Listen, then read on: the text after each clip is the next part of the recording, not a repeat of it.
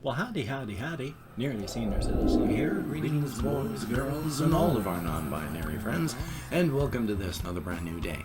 Hokey smokes, first off, I'm going to talk about my voice, because, as I said yesterday, I was going to see if today my voice would sound any better if I didn't start off with the actual bud, flower cannabis. And I have had zero cannabis anything this morning. No edibles, no concentrate, no flour.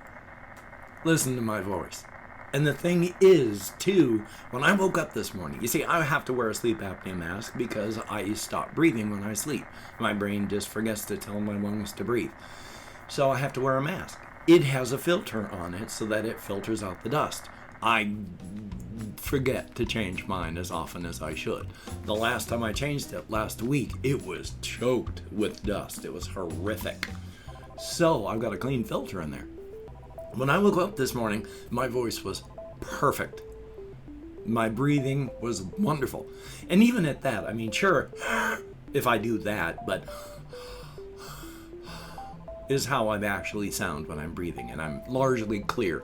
So it's just the junk from the air that's getting into my lungs. My lungs are pouring out mucus because of that, and so my voice box is clogged up because I sounded fine this morning. And the more I breathed air, the more wheezy I got, and then my voice turned into this from being my normal voice. So there may be some extenuating factors to make things worse, but it's pollen. It's pollen. I'm not dying. Well, I mean, we're all dying of things. I mean, we're matter. We're physical things. So, yay. But since I brought that up yesterday and it's really bothering me and I'm afraid that it bothers other people, of course I'm going to talk about it. I'm fixating on it. So that was my very, very first thing I have written down on my topics list. I have a fair amount because I forgot to write this down yesterday. Or, no, I did. Sort of. Last week, well, I've been talking about how I went to order my ADHD meds on the 2nd of this month. Now, technically, they tell you to do this. I mean, I haven't heard them say it in years, but for the longest time, when I was dealing with the pharmacy through the Veterans Administration, they said, when should you call in your meds? The very day they get delivered to you, open them up, go to your phone, and call in next month to make sure that it gets done. Because it's just efficient, safe, it's done. Well, I waited until the 2nd of this month, and my next one is due on the 13th. That's on like Saturday or Sunday, I can't remember which. Let me check real quick. The 13th is Sunday. So that's not very far. From now especially, but it was 2 weeks. Plenty of time to get it done if things aren't too busy. But then they called me back that same day to say, we don't have your prescription on file. You need to call your care provider. So I called my care provider. She wasn't in. So Thursday she was going to get the notice. Monday I had the appointment, and when I called her up, she said she hadn't even gotten the message. But after our appointment, she called the VA, and the VA said, we are filling it. We have it. We're going to send it out today. Now, considering that they had told me that they didn't even have it, but they did, the fact that yesterday my ADHD med showed up in the mail. Now,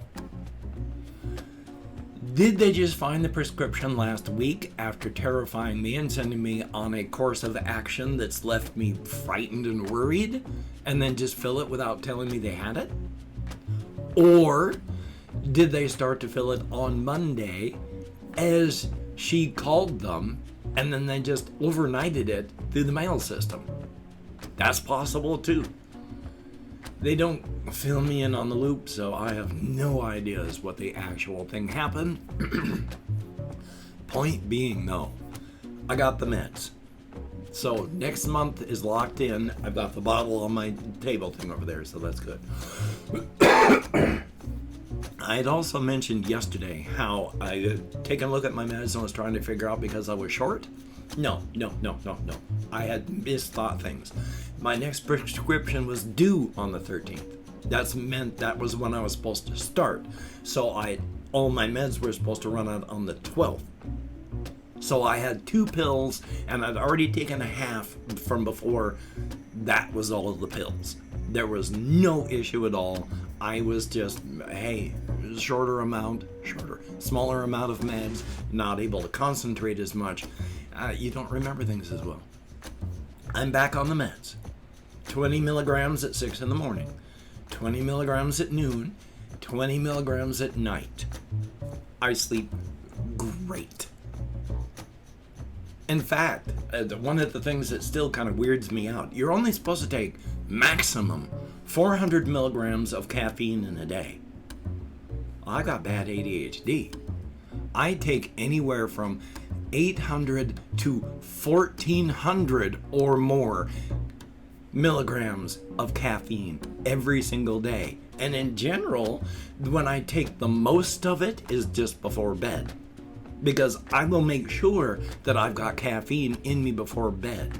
So if I'm going to go to bed at 10 o'clock, I'll generally take a 200 milligram tablet at 6, and then a 200 milligram tablet just before I go out walkies, and then a 200 milligram tablet when I get back from walkies, and then I'll wash down a 200 milligram tablet just before I go to bed. And I sleep. That makes me sleep. When you've got ADHD and stimulants just make you calm down. Yeah. So even with 60 milligrams of methylphenidate hydrochloride in me throughout the day, and anywhere from 800 to 1400 milligrams of caffeine, and I am calmed down and slow, and it's awesome. If you are a normal human being and do not have ADHD, do not take that much caffeine. Hokey smokes. I mean, seriously, you can lock your system into overdrive for a long time. Now, caffeine has a fast half-life. That's why it's really hard to overdose. You have to take like 14,000 milligrams of caffeine to die. But because of the quick half-life, you have to take it fast. And also, of course, just like everything else, sure, here's the lethal point, but you're going to start having issues starting here. So as you get further along here, it gets worse and worse and worse until you hit that fatal point. So you're going to be jittery, and your emotions are going to be out of control, and you're going to be wired, and it's going to be bad because your kidneys are going to be pumping out adrenaline. So don't take as much caffeine as I take, please. But thumbs up on that. I got the meds. We're doing well. I just have to keep doing things. Talk to the med manager. She's very pleased. Also, as I've mentioned, I think for me, Ritalin works as a mood stabilizer because, as my therapist has mentioned, when you're depressed and you have ADHD, you get depressive thoughts that rush in. And before you can deal with it because of the ADHD, it's gone and replaced with another one. So all of those feelings just pile up, and it's overwhelming until you're crushed. Now, when I start to have all this happen, it's not overwhelming because I'm slowed down, I can focus and think. When I'm hit with something, I can stop, deal with it, and then go on with the next thing. Now, I've mentioned before that I have, tools that I've learned throughout life, and I can feel myself getting into the roller coaster car depression, or notice that I'm on the roller coaster car depression. The tools and stuff are just things that I've learned all my life and have never been able to use before. But parts of it, it's really simple, because one of the biggest things they try to tell you to do is, if you notice that you are going into repetitive, depressing thoughts, you have to break that and then go on to another subject. I'm able to do that now. I describe it to my therapist and the med manager as when I feel myself getting into the roller coaster car to start the trip down, I can get out of that car. When I find that I'm in the car without having noticed and it's starting the trip, I can pull on the brakes and I can get out. What that means in practical terms is simply I'm walking along and then I notice that I'm starting to feel bad. Stop. Check my thoughts. Realize that I'm going into circular depressive thoughts that are bad and stop. Break off to something else and think of something else to break that chain, and that gets you out of the car. I've never been able to do that. I can do it now. When I find myself already getting depressed, it's just that cycle of thoughts that's already been dragging me down. When I notice it, I can stop and change. Now, I have biochemical depression, so there are times when it's just, I gotta strap in the seatbelt and prepare for the ride. But it's nice being able to use the tools that I have learned to be able to break that. So that's awesome. Now, I have spent a lot of time talking about just a few things that I've gotten written down here, but this is a big one, so I want to talk about this one too, because it's memory and the ability to think. Memory is dynamic. Memory is extremely dynamic. Do not look upon any of your memories as like a flash photograph or a painting or just a solid sculpture in marble, because memories are not. Memories are dynamic. Think of a memory as an object that is sculpted out of one of those oil clays that doesn't dry out. And each of those memories that is sculpted in clay is set on a shelf. Every time you take one of those memories down and you look at it, sure, it looks like you haven't done anything to it when you put it back. But because it is soft material, you leave your fingerprints on it. You leave how you feel as an impression upon it. So it changes every single time you look at it. And then when you put it back, your mind records all those changes, all those little contextual changes as part of the memory. So memories change. The more you remember something, the more you remember something and think about it, the less accurate it is. Because it gets changed every time you think about it. Conversely, of course, because it's dynamic, also think of these things as existing under bright sunlight. Because if you don't take out a memory and use it, the colors fade, the details fade. It becomes just effectively a balloon animal instead of what it used to be. A detailed sculpture of a moment of your life, and now it's a placeholder memory because you didn't do anything with it and it lost all of its details. So which is more correct in your life? That portion of your past that happened and was unpleasant and you're not happy about it, but who's gonna fact check you? And will it matter in life if your memory changes? If you have a memory that wasn't all that pleasant, let's say a bully, if you're that sort of person, a bully punched you in the mouth and you ran home crying. Is it important that that memory stay accurate, that you remember that bully punched you in the mouth and you ran home crying? Or through time, through you bringing it down and looking at it, with the details changing, it becomes, when you were a kid, when you're telling someone else about it, you pop that bully in the mouth and the bully ran home crying, and then you saved some people from bullying. Does it matter that that memory isn't accurate? It's your memory, and if it makes you feel good, and it doesn't matter, because who's going to fact check you? Who's going to look at a manual and go, no, the bad guy did this, you ran away. If you feel good, and it's nostalgic and pleasant, and it's not going to alter the fate of the world, why not feel good about a memory? Is it any less valid than the truth? Quote unquote, the truth? So, thumbs up on that.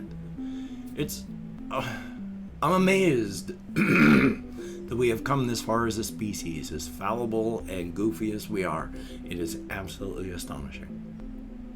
I haven't gotten to everything over there on my list, but that's fine. because I've opened up 24 hours worth of comments in my community tab, and I'm going to go through and thank 20 to 25 people for having left me a comment. I'm not reading the comments right now, I'm just thanking you for having left a comment. I'm going to read them afterward, and then thumbs up each one I do, answer as many as my executive dysfunction will allow, so thumbs up on that. If I mispronounce a username, I am an American English speaker, and of course, even though I count American Sign Language on the fingers of this hand with my depression, fibromyalgia, and more, I am lucky. Sometimes I can remember anything at all. A whole lot better with meds and therapy, and getting better all the time, but one day I will reach a functional end. Anthony, you didn't know, but thank you. CJ Henderson, greatly appreciated. Kenneth Ortiz, thumbs up. Gloomy Miggy, greatly appreciated. Izudin Ahmad, thumbs up. Dagger 10, greatly appreciated. Johnson Dergs, thumbs up. And William Jonas, greatly appreciated. Walden Yanamar Nurtsaman, I'm nowhere close, but thank you. We have Robert B, greatly appreciated. Good to see you. Ollie B, thumbs up. Dozen Beer, I sure hope I'm close. Thumbs up. Flora Mew, greatly appreciated, and good to see you in the comments. DVR03, good to see you as well. Thumbs up. Newer,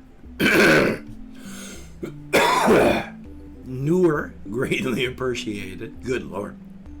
Colin Reisenauer, thumbs up. Tommy Nelson, greatly appreciated. Scott 49140, thumbs up and thank you much. I've got my hands in camera now. And we have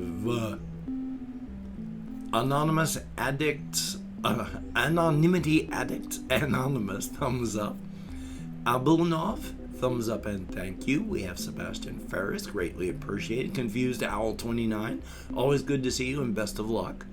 And then we have here Chalky, thumbs up. X Zudi, greatly appreciated. And Ice Damon, thumbs up and thank you all so very, very much. You get me out of my head, into the world, dealing with real people, greatly appreciated to no end. If you could check out my various links down below. I have Twitter, Facebook, Patreon.com. If you could become a Patreon.com patron like one of these beautiful and awesome people, that would be beautiful and awesome.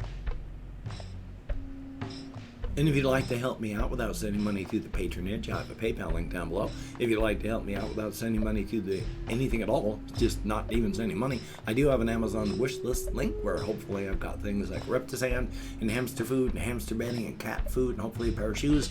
That'd be awesome if you could check it out. Do not feel obligated. I do not feel entitled. And if you cannot donate or you simply do not donate, I take all good wishes and I deposit them in the bank of my heart where I draw interest. So thank you very much. And if you could toss me a like, I appreciate all the positive validation get for my existence. Definite thumbs up. And of course, if you could hit the notification bell on the subscription button, that would be very, very awesome. Definitely a thumbs up. Again, so sorry for my voice. It sounds bad. The more I use it, the more sore it gets. But it's just clogged up from all the pollen. It'll get better, hopefully. Thumbs up for that. If you haven't gotten vaccinated and you're in a place where it is very, very dangerous, please be safe. Try not to go out where there are people that you know will be unvaccinated. Wear a mask when you go out. I haven't had a cold in over a year now. Thumbs up for that. Maintain your social distancing. I do. Even though I'm vaccinated and I wear a mask, I socially distance. Try not to touch your face. Wash your hands and be careful. Please, be careful. So you take care. Have a great day today. I will see you on the flip side, and that is a very good thing. That one's all like, why aren't you growing? I mean, it's not personally growing, but why isn't it growing like things?